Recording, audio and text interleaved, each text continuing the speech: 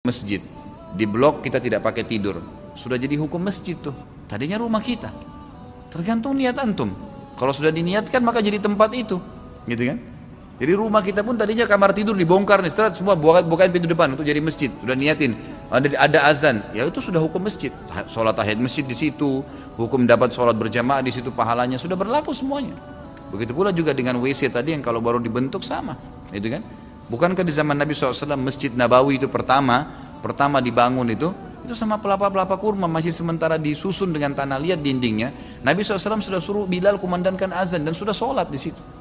Padahal belum rampung tuh masjidnya, kan gitu. Seperti itu gambarannya.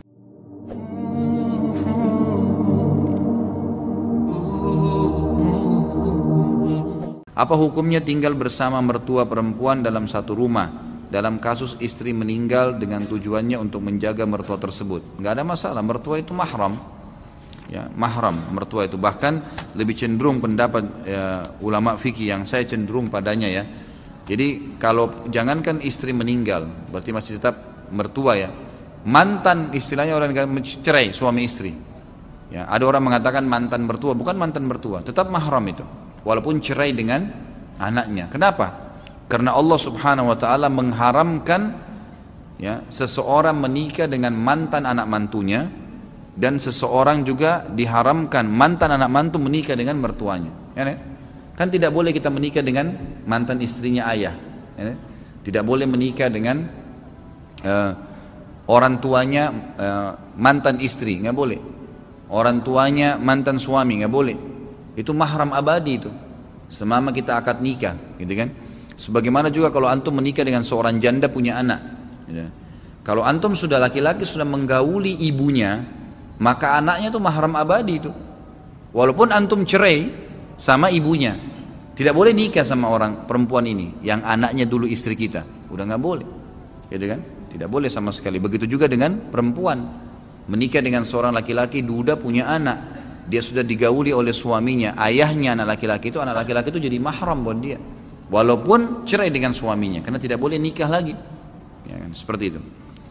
Tadi dijelaskan bahwa dulu pada zaman Rasulullah SAW beliau harus pergi ke padang pasir dan keluar rumah untuk membuang hajat. Bagaimana kaitan dengan adanya doa masuk kamar mandi sedangkan waktu itu belum ada kamar mandi atau toilet? Jadi apa semua sifatnya insidental ya.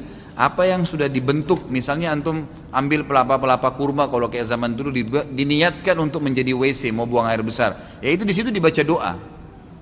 Bukan berarti WC itu harus sebuah kotak kayak kita sekarang. Kalau sekarang kan lebih rapi saja. Apapun sudah diniatkan. Antum punya rumah 100 meter, kan gitu. Misal 10 kali 10 meter. Terus antum niatkan di depan sekali 5 kali 5 meter, saya niatkan untuk masjid. Di blok kita tidak pakai tidur. Sudah jadi hukum masjid tuh. Tadinya rumah kita. Tergantung niat antum. Kalau sudah diniatkan maka jadi tempat itu, gitu kan? Jadi rumah kita pun tadinya kamar tidur dibongkar nih, semua bukain pintu depan untuk jadi masjid. Sudah niatin, ada azan, ya itu sudah hukum masjid. Sholat tahiyat masjid di situ, hukum dapat sholat berjamaah di situ, pahalanya sudah berlaku semuanya. Begitu pula juga dengan WC tadi yang kalau baru dibentuk sama, itu kan? Bukankah di zaman Nabi SAW Masjid Nabawi itu pertama dibangun itu sama pelapa-pelapa kurma masih sementara disusun dengan tanah liat dindingnya. Nabi SAW sudah suruh Bilal kumandangkan azan dan sudah sholat di situ. Padahal belum rampung tuh masjidnya, kan gitu. Seperti itu gambarannya. Saya mau nanya, apakah ada hukum tentang tulisan atau pajangan atau bingkai ayat-ayat Al-Quran yang menjadi hiasan di rumah-rumah? Maksudnya hukumnya boleh atau tidak? Ya ulama sebenarnya ya lebih cenderung menganggap ini adalah perbuatan yang mubah, boleh-boleh saja, gitu kan. Tetapi jangan dianggap itu bisa memberikan manfaat atau madarat. Jadi ayat kursi itu sebesar apapun antum tulis, gitu kan, 10 kali 10 meter di rumah tidak bisa ngusir setan. Jadi jangan anggap bisa ngusir setan. Quran pun yang kita pajang biar 100 buah mushaf tetap baca setan di rumah. Sedangkan kita lagi baca Quran bisa ngantuk, masih bisa digoda sama setan. Mengusir setan dengan membacanya, gitu kan. Jadi tidak benar itu sering diceritakan di film-film di Indonesia kalau Quran ditempelin teriak-teriak setannya, gitu kan. Kadang-kadang orang kalau ngeruqyah saja bacaannya supaya didaunkan kejiwaannya, setannya bilang kamu salah baca, gitu kan. Bolehkah kita menggunakan media gambar seperti di atas bertuliskan terjemahan ayat Al-Quran dan hadis tanpa kalimat Arabnya sebagai sarana syiar agama Islam di media sosial? Boleh saja, nggak ada masalah. Gambar jalan, ada pohon, kemudian ditulis ayat atau hadis, ya itu insya Allah tidak ada masalah. Yang penting jangan ada gambar yang berjiwa ya, manusia, hewan, jin, dan di sini ulama masukkan juga malaikat. Lalu bagaimana pandangan Islam terhadap hukum memajang gambar seperti di atas pada dinding rumah atau dicetak di baju? Sudah pernah saya jelaskan, tidak ada masalah. Selama itu bukan yang berjiwa, nggak ada masalah. Antum punya baju kaos, gambarnya pohon, nggak apa-apa. Gambarnya building, nggak apa-apa.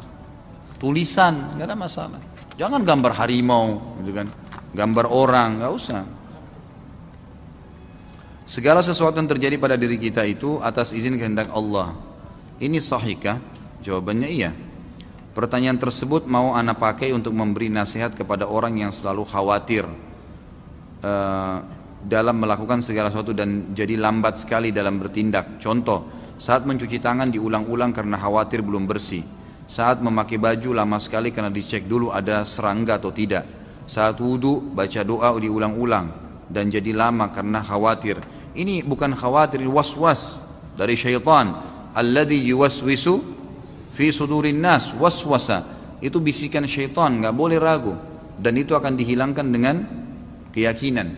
Ya, dalam hadis dikatakan al-yakinu yazilu syak atau yuzalu syak. Ya. Al-yakinu yazilu syak. Kalau tidak salah begitulah fatihah Nabi SAW. Saya tahunya kurang lebih seperti itu ya. Jadi keyakinan akan menghilangkan keraguan-raguan. Jadi keraguan itu harus dilawan dari syaitan, nggak boleh.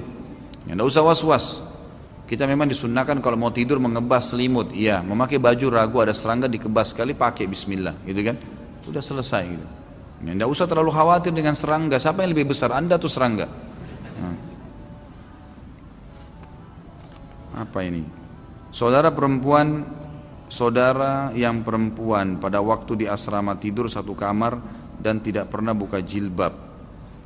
Kawannya satu kamar orang non muslim merasa tersinggung, bagaimana solusinya? Ya itu hak dia.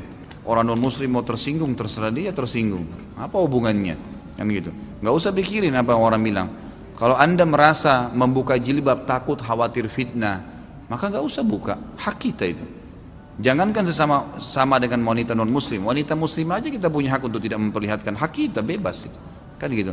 Boleh hukumnya mubah memperlihatkan yang mubah saja.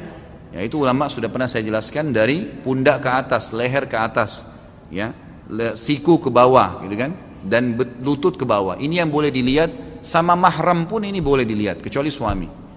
Ayah hanya boleh lihat anak perempuannya yang sudah masuk dalam sinnut tamiz, umur yang bisa membedakan jenis kelamin. 10 tahun itu yang boleh dilihat oleh si ayah, lutut ke bawah, leher ke atas, siku ke bawah sampai ke lengan. Lebih dari ini nggak boleh, sudah nggak boleh, gitu. Bisa jadi fitnah, gitu kan?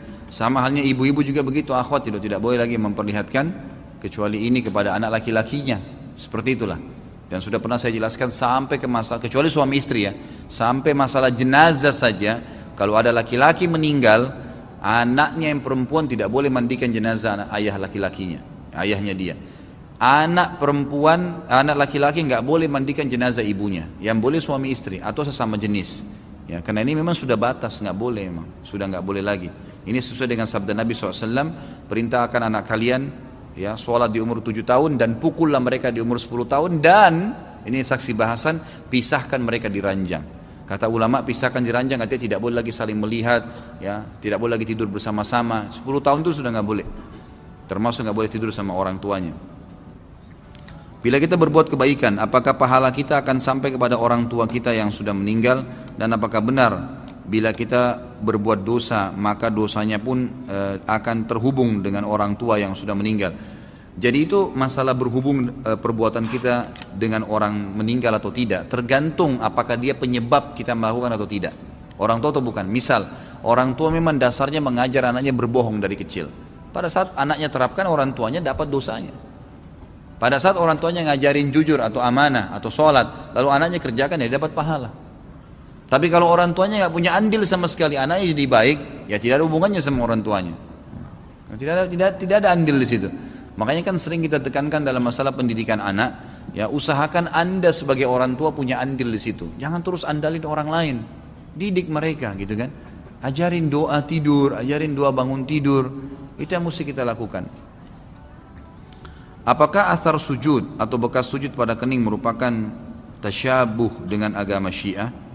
Gak ada. Mana ada orang Syiah punya athar sujud? Itu kan terbongkar itu. Beberapa tokoh Syiah yang dahinya hitam itu ternyata pakai batu panas di kepalanya.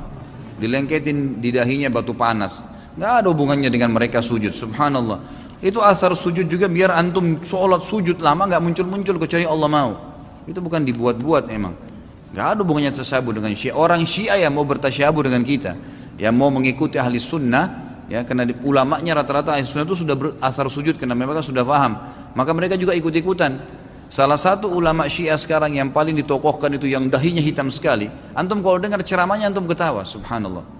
Nggak ada isinya ceramahnya, sampai dipermalukan di Irak. Bahwa bisa bagaimana dahinya bisa hitam betul. Dibongkar oleh orang awam, salah satu pembawa acara di TV Iran mengatakan orang-orang ini ternyata meletakkan batu panas ya di lantai yang mereka biasa pakai sujud lalu sengaja dipanasin dan mereka sujud dengan waktu tertentu untuk supaya menarik orang, menarik audiens. Karena itu punya daya nilai sendiri. Naudzubillah ya.